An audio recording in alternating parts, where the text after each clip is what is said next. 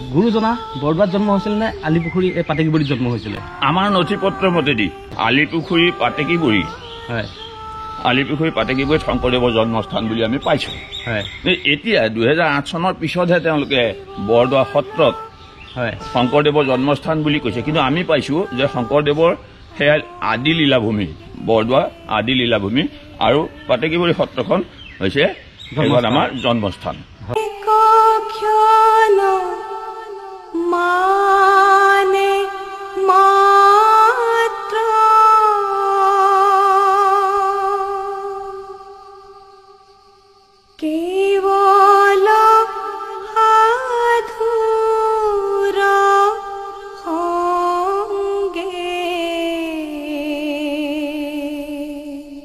এতিয়া বৰ্তমান আপোনালোক য'ত আছে এই হৈছে আলিপুখুৰী গুৰুজনাৰ জন্মস্থান। আমি দেখিছোঁ গৌ মাংস ক'ৰবাত পেলাইছে, কিবা হৈছে, কিন্তু যদিও চাৰাউণ্ডিং আমাৰ ইয়াত মুছলিম, আৰু আমি কাষতে দেখিছোঁ এভাগ পাটনাথ, আৰু পাটনাথ ভাগত গুৰুজনাৰ এইটো হেৰি হয়, পুৰা মাটিৰ হয়। গুৰুজনাৰ এইটো পানী খোৱা আছিলে, স্নান কৰাৰ আছিলে ইয়াত। এইটো পানী খোৱাৰ কাৰণে এইটো। নমস্কাৰ, আপোনালোকে বাৰু জানেনে মহাপুৰুষ শ্ৰীমন্ত শংকৰদেৱ গুৰুজনাৰ জন্ম ক'ত হৈছিল? নগাঁও জিলাৰ বৰদোৱাৰ আলিপুখুৰী নে মৰিগাঁও জিলাৰ পাটেকিবুৰী আলিপুখুৰী? এসময়ত মৰিগাঁও আৰু নগাঁও জিলা এখনেই আছিলে, অবিভক্ত নগাঁও জিলা আছিলে, কিন্তু 1989 চনৰ পাছৰ পৰা ছেপাৰেট মৰিগাঁও জিলা। আৰু বহুত লোকে ডিমাণ্ড কৰে যে মৰিগাঁও জিলাৰ পাটেকিবুৰী আলিপুখুৰীত মহাপুৰুষ শ্ৰীমন্ত শংকৰদেৱ গুৰুজনাৰ জন্ম হৈছিল, আৰু ইয়াত বহুত তেখেতৰ জন্ম তথ্য আছে আৰু বহুত প্ৰমাণ আছে। আৰু মই আজি আহিলোঁ এই পাটেকিবুৰী আলিপুখুৰী সত্ৰত, আৰু ইয়াত এক বিশাল আধ্যাত্মিক ভাৱপূৰ্ণ এক পৰিৱেশ, আৰু ইয়াতো শংকৰদেৱ গুৰুজনাৰ বহু ঐতিহাসিক সমল আছে, আৰু আমি সত্ৰাধিকাৰ মহাপ্ৰভু আছে। আৰু এইখন হ'ল শ্ৰী শ্ৰী আলিপুখুৰী পাটেকিবুৰী সত্ৰ, আৰু লিখা আছে শংকৰদেৱৰ জন্মস্থান। আৰু এই সত্ৰৰ সত্ৰাধিকাৰ মহোদয়ক আমি লগ কৰিম, আৰু ইয়াৰে কাৰ্যকৰ্তাসকলক লগ কৰি আমি এই সত্ৰভাগৰ বিষয়ে আজি জানিম, আৰু সত্ৰভাগতনো কি কি ঐতিহাসিক সমল আছে বা সত্ৰভাগটো কেনেকৈ আছে গোটেইখিনি কথা গম ল'ম। গতিকে আহক এই সত্ৰভাগৰ মাজলৈ সোমাই যাওঁ। এই ভাগ হ'ল পাটনাথ, আৰু ইয়াতে গুৰুজনাই খোৱা পানী ব্যৱহাৰ কৰিছিল, আৰু ভিতৰখনটো দেখাইছোঁ, সেয়া দেখিছেনে তেনেকৈ আছে। আৰু এই ভাগে হ'ল শংকৰদেৱ গুৰুজনাই স্নান কৰা পুখুৰী ভাগ। মোৰ নাম শ্ৰী পূৰ্ণচন্দ্ৰ বৰা। হয়, আৰু এটা বৰ্তমান সময়ত দেখি আছোঁ এটা বহুত ডাঙৰ ঘটনা, যে এই ঈদ যোৱাৰ পাছৰে পৰা যে বিভিন্ন স্থানত মঠ মন্দিৰত, যে কোনোবা মন্দিৰত থৈছে কোনোবাই মানে গো মাংস বা গো মাংসৰ মূৰটো, বা তেনেকৈ কোনোবাই মছজিদত থৈছেগৈ আপোনাৰ গাহৰি মাংস, তেনেকুৱা কিছুমান ঘটনা চলি থকা দেখা যায়।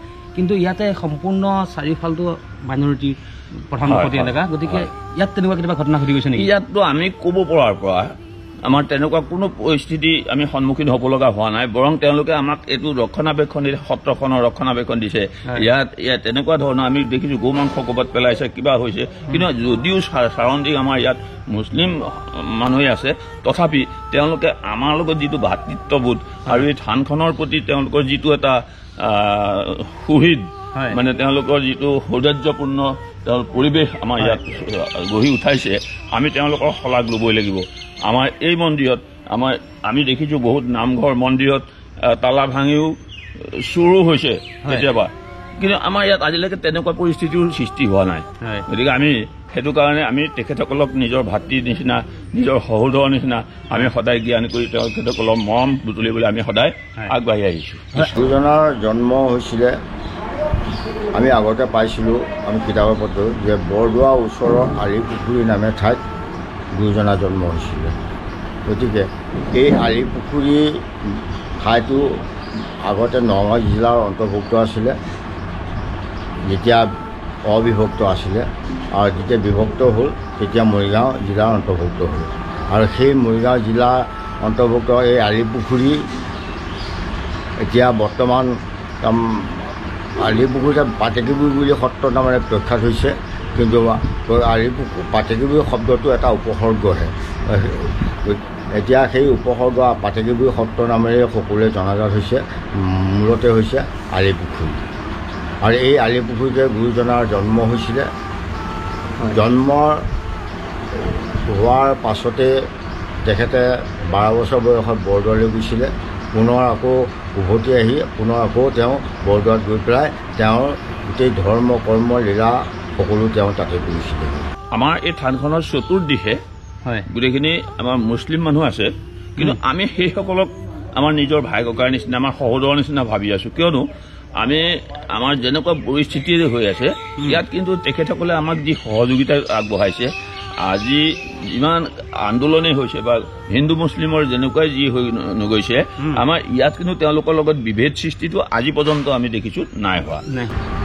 এই আলিপুখুৰীত গুৰুজনৰ যেতিয়া জন্ম হৈছিলে এই আলিপুখুৰী অঞ্চলটো তেতিয়া জনজাতীয় লোকসকলে বসবাস কৰিছিলে আৰু সেই জনজাতীয় লোকসকলৰ লগত সঘনাই সংঘাত হৈ থকাৰ কাৰণে ইয়াৰ পৰা যাবলগীয়া হৈছিলে।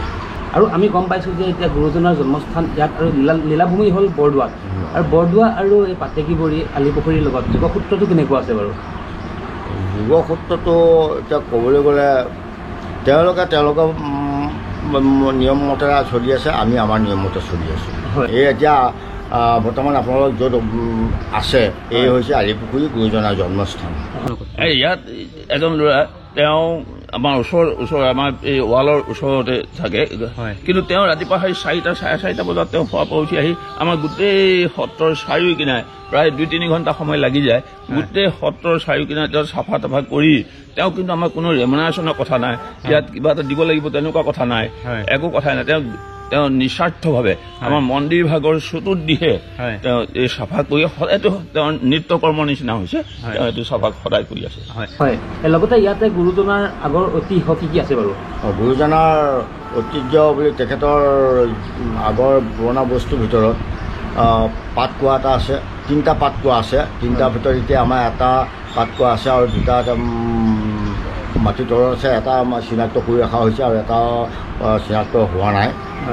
তাৰ বাহিৰে আলি পুখুৰী আছে, চাউল ধোৱা পুখুৰী আছে, স্নানঘাট আছে আৰু গুৰুজনে লিখা এখন সাঁচিপাতৰ কীৰ্তন পুথি আছে, এভাগ ঠগা আছে আৰু কীৰ্তন পুথিভাগ থোৱা এটা বাকচ, সেই তেতিয়া দিনৰে তাৰমানে বাকচ এটা আছে, আমাৰ বৰ্তমান সংৰক্ষিত অৱস্থাত আছে। আৰু তেখেতে ব্যৱহাৰ কৰাই এটা চন্দুক জপা শিলৰে আছে, আগতে যোনজনা কৰিছিলে, কিন্তু এতিয়া বৰ্তমান সেইটো বহুত বছৰ আমি পোৱা নাই। আমাৰ পূৰ্বপুৰুষসকলে মোৰ আগৰসকলে সত্ৰাধিকাৰীসকলে কৈ যোৱা মতে চুৰ হৈছিলে, চুৰ হৈ পেলাই তাৰমানে ভাঙিছিলে, ভাঙাত তাৰমানে বস্তুটো এতিয়া যোনজনে কৰা হৈছে, বৰ্তমান আমাৰ সত্ৰতে আছে বস্তুটো। আৰু এটা প্ৰশ্ন সদায় শুনা যায় যে আমাৰ মহাপ্ৰভু গুৰুজনা শংকৰদেৱ গুৰুজনাৰ জন্মস্থান বৰদোৱাৰ আলিপুখুৰী আমি কিতাপতো কেতিয়াবা পাইছোঁ, আৰু বহুত লোকে দাবী কৰে যে মৰিগাঁও জিলাৰ এই যি পাতেকীবৰী, পাছত নামটো পাতেকীবৰী হৈছে, যে আলিপুখুৰী, ইয়াতে আলিপুখুৰী আৰু তেখেতৰ ইয়াতে অস্তিত্ব আছে। এতিয়া প্ৰকৃতাৰ্থত যদি আমি ক'বলৈ যাওঁ, গুৰুজনা বৰদোৱাত জন্ম হৈছিল নে আলিপুখুৰী এই পাতেকীবৰীত জন্ম হৈছিলে? আমাৰ নথি পত্ৰৰ মতেদি আমাৰ যিখিনি নথি পত্ৰ আমি এই পৰ্যন্ত পাইছোঁ, বা আমি যিখিনি LP স্কুলত বা হাইস্কুলত আমি শংকৰদেৱৰ জীৱনী সম্বন্ধে আমি কিতাপে পত্ৰে পাইছোঁ, আমি নিজে পঢ়িছোঁ, আলিপুখুৰী পাতেকীবৰীত শংকৰদেৱৰ জন্মস্থান বুলি আমি পাইছোঁ।